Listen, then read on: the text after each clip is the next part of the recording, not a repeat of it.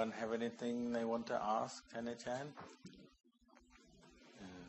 There's a question about when we sit meditation and see things, see visions of different things, what should we do?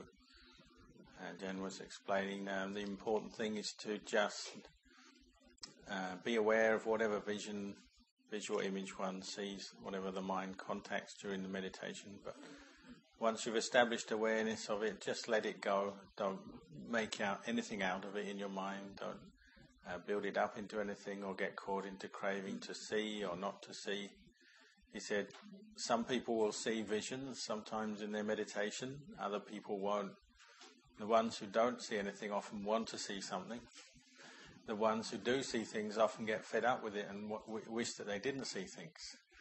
But the important thing is to keep mindfulness and just note whatever experience arises in your meditation and then let it go and keep practicing mindfulness on your meditation object. There was a question about when we experience emptiness through contemplating not self, if we still attach to that experience of emptiness, that is attachment, that's still a cause for suffering in the mind. So Tanajan was explaining how in the course of practice, following the Buddhist teachings, one is developing this sense of emptiness of self, emptiness of attachment to self throughout the course of the practice, from the basic level right up to the very highest level, to the end of the practice, in Nibbana. When we practice, say, on the level of dana, when we practice generosity, we're letting go of our attachments, obviously, particularly to our material possessions. We're learning to share, to give back. We're letting go of some of our greed and attachment doing that. When we let go of that greed, even though it's a temporary experience, we experience some emptiness or some spaciousness, some peace of mind, because we've let go of that particular attachment or kilesa. But it's a temporary thing, and it's still possible for us to even attach to that experience of letting go and the emptiness, the peace that comes from it. So you might attach to the sense of, I've done something good, I've given something, I've done some dana, practiced generosity. You get some happiness from that, but then you attach to that with a sense of self, that I'm a good person, I've done this generosity, I've got this happiness from my practice of generosity, and a sense of self can form around that. The same thing can happen in our practice of precepts and the development of morality and virtue. We can practice the precepts, and in doing that, following the precepts, we have to let go of many coarse mind states. We have to let go of our greed, our anger, the desire to harm others, harm ourselves maybe. When we do that, we experience some emptiness again. We say emptiness of greed and anger. We've let that go by keeping the precepts. We haven't given into those kind of desires, mental states. So we experience some emptiness. But then we can attach to that as well. We can have the sense of, I'm a good person, I'm a moral person, I keep the precepts, and so on. So attachment can still form. Then as we develop our practice, say we practice meditation, we're learning to develop mindfulness and awareness, and learning to develop concentration through the practice of meditation. As we do that, we're experiencing the peace, you might say the emptiness that comes through practicing concentration, where we let go of the hindrances and all the different mental states which agitate and confuse our mind. If we manage to let go of them, experience the peace of samadhi, well, this is another kind of emptiness, a deeper, more profound kind of emptiness. But it's still even possible for the mind to start forming a sense of self around this, and say, I am one who has samadhi, or I have the peace of samadhi. And similarly, some days when we practice meditation, maybe we don't have any samadhi, and we say, I have no samadhi today, I'm not very peaceful today, which is again another form of attachment. What we see is that even as we develop the Buddhist path, we develop ourselves in this way, we're moving from the coarse to the refined. There's a subtle sense of self all the time there. Even the good that we do, the wholesome dhammas, the good that we do in our practice, the peace, the happiness we experience, we can still have a sense of self form around this. This is why the development of the practice at every stage, we want to also be developing our ability to contemplate our experience, use wisdom, use our intelligence to see that this sense of self that even forms around goodness and the happiness and the peace of our practices is still a cause of suffering. The only way to really uproot this sense of self is developing wisdom and what we call the insight, the wisdom of insight. So if we do practice meditation and we develop peace of mind through that, then the thing to do then is to use that peace of mind, that temporary state of emptiness, you might say, as a basis for contemplation, contemplating the what we call the universal characteristics, anicca, dukkha, anatta, or impermanence, unsatisfactoriness, not self, in our experience, the experience of this physical body as a human being. We have a physical body, we're contemplating that to see that it's impermanent in its nature, it's unsatisfactory and it's not self, it's ownerless. And then also in our mental experience, the feelings, the thoughts, the different mental states and memories and we have coming up in mind to see they are also anicca, dukkha, anatta.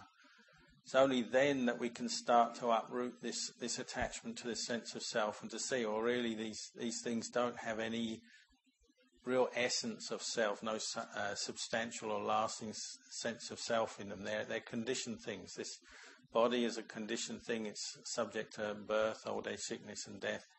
The mind is a conditioned thing. The feelings, the thoughts we have, they arise based on causes and conditions. There's no real self in that who's controlling or unchanging in all of that.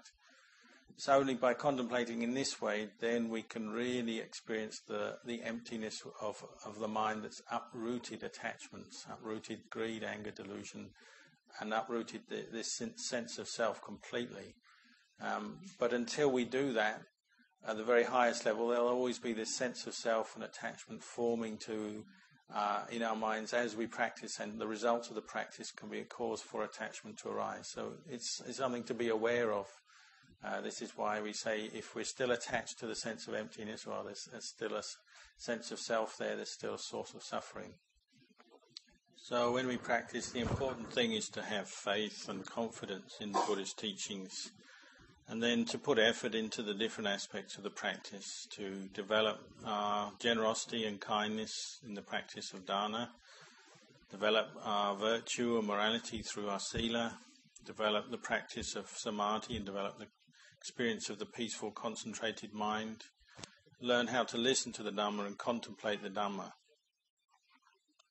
The aim of all this is to develop this state of emptiness, the purity of mind, which is free from kilesa and free from suffering. If we have any dukkha or suffering in the mind, it's because of the presence of greed, anger or delusion. As we practice, we aim to overcome these, let them go, abandon them from the mind. And of course that's not easy because they're so deeply rooted in our habits, in our character, in our tendencies of mind. We go out in the world to work, to earn a living, and we learn skills, and we can do this quite well. But the Dhamma practice is not quite so easy. It actually takes more effort, more time to practice the Dhamma, to purify the heart. Just making the mind still for maybe 5 minutes, practicing mindfulness, is already difficult to do, isn't it? You try to concentrate on a meditation object, but the mind won't believe it. It will resist that, and it wants to think many things and move here and there rather than just stay still, focused on the object of meditation. But this stillness that we're aiming to develop, we have to create the causes for it. We have to practice and put in the effort.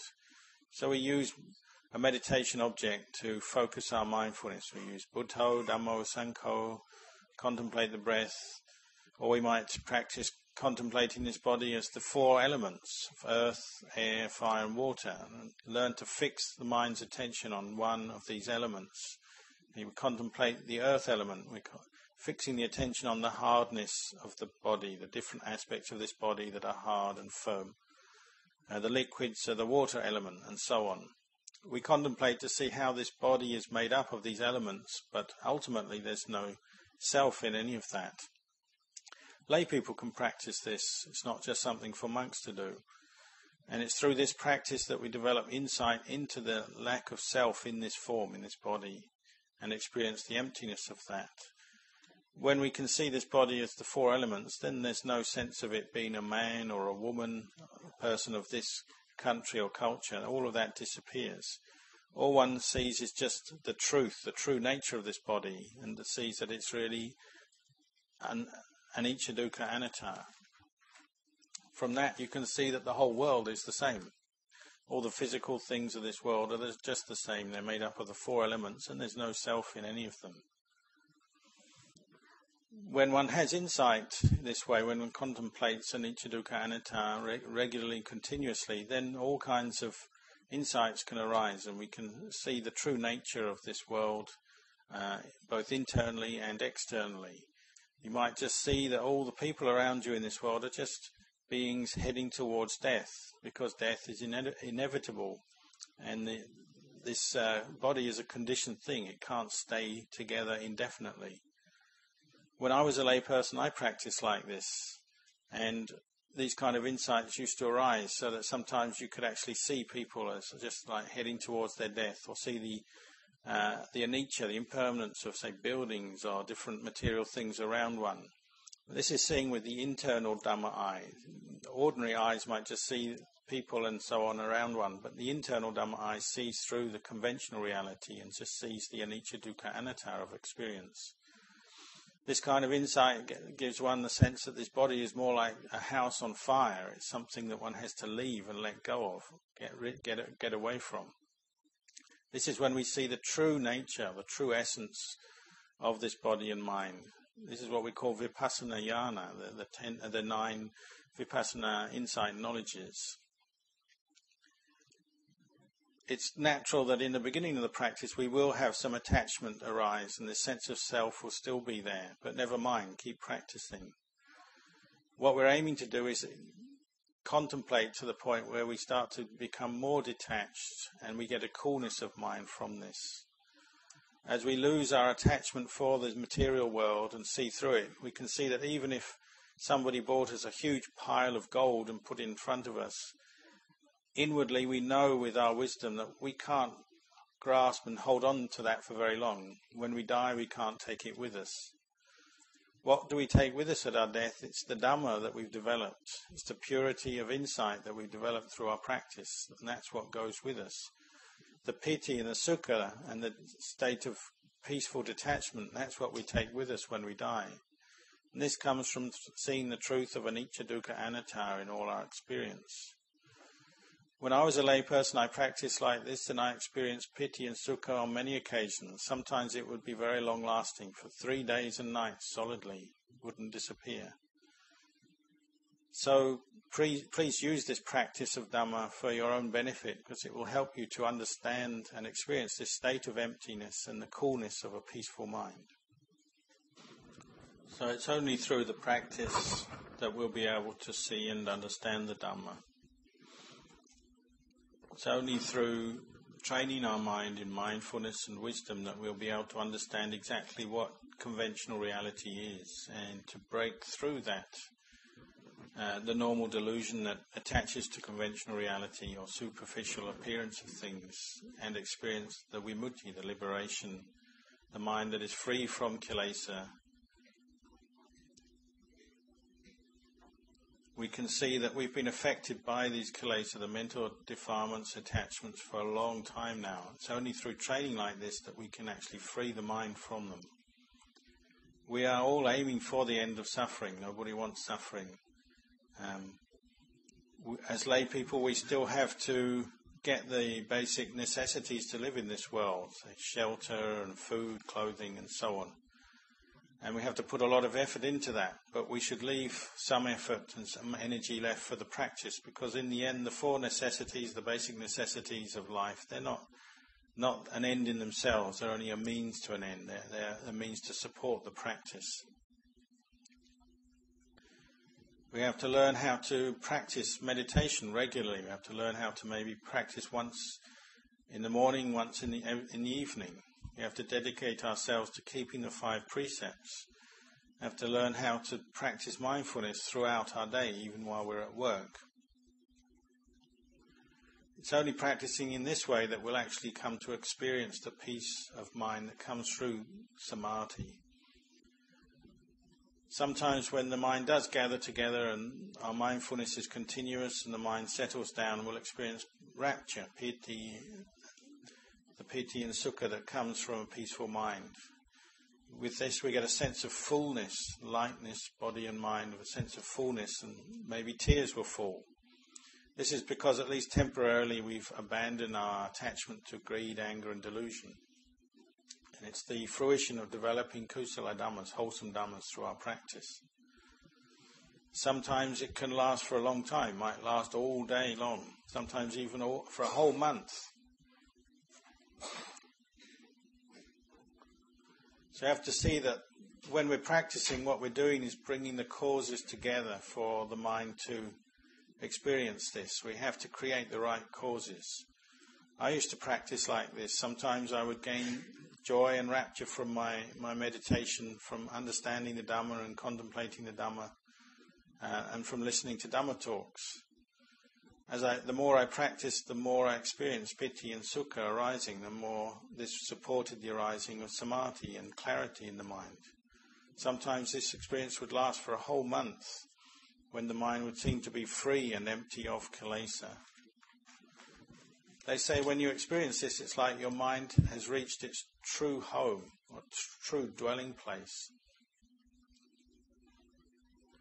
If you want to experience this, you have to train in the practice of dana, sila and bhavana. Luang Por Chah used to ask the monks sometimes, he said, do you have a place to stay yet? What he meant was, have you reached this dwelling place of the mind that is peaceful? Sometimes he would ask, do you know where to let go yet? These were just little reminders or teachings helping people to focus back on their own mind and to develop mindfulness and wisdom. You have to practice in every posture until you can experience this sense of peace in every posture at all times. Learning to use your mindfulness and your wisdom to contemplate rupa dhamma, nama dhamma, meaning physical things, mental things, at all times, to see that they're just made up of elements. This body is just made up of the four elements, and you can see how these four elements group together to make up a human body, but then over time they break up and degenerate. When we see like this with samadhi, then it's possible to actually experience the mind changing its view and the way it relates to the world. We can experience the Gotarabhu Jitta, the Jitta that changes, or the state of mind, the mind that changes we say change of lineage from an ordinary unenlightened being to an Arya, an enlightened being. We can see that for every life we've lived in this world, over and over again, we've been attaching to this body and mind with a sense of self. That's always caused suffering. Really, this body and mind has no self within it. One can't find it anywhere in there. When the mind sees like this, then it's as if it steps aside or goes out of this body and mind to another world and is looking back at it, but without attachment. So we must keep practicing samadhi until the mind is firm and we can maintain mindfulness in every posture. It's only in this way that we'll be able to see through the conventional reality and the apparent appearance of things and maintain right view, samadhi, at all times, and maintain insight at all times. We'll be able to see through the normal delusions where we label everything. We put label on people. We give them names and we say this is a man, this is a woman. See through the delusions, we put labels, say the sun, we say the sun comes up in the east, sets in the west. But in the end we can see all of this is just conventional reality, and we can see deeper than this into the true nature of things. We can see that this body is really not a self. It's not a being, a person, it's not me or mine. This is what we mean by seeing the Dhamma. One who sees the Dhamma sees the Buddha. One who sees the Buddha sees the Dhamma. So now that we know this way of practice, it's our good fortune that we've met with the Buddhist teachings and we have faith in the Buddhist teachings, and we should really use that as a cause for you to put effort into developing your mind as much as you can, so that you can also experience this kind of purity and peace.